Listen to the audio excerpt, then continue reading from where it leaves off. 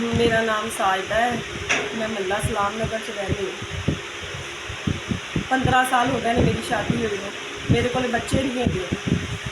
ਜਿਹੜੇ मेरे ससुराल वाले ने मैंने तंग करते हैं, आने ਇਹਦੇ ਕੋਲ औलाद को मेरे बंदे ਨੂੰ मजबूर करते हैं, छड्डते हैं, तलाक दे दे।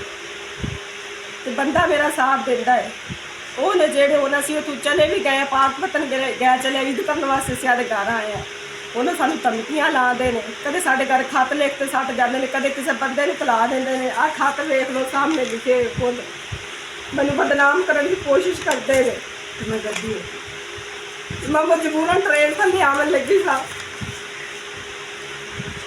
मजबूरन मल्ला वाले ने मैनू बचा लिया, मल्ला खाने ने सारे ने मैनू बचा लिया।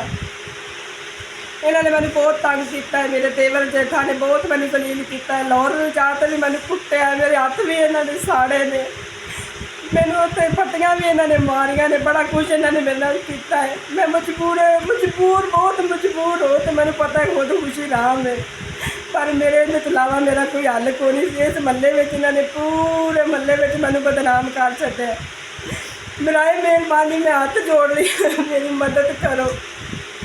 वेली लगा लिया सच काले वाला DPO, मेरी मदद करो, मेरा मसला हल करो।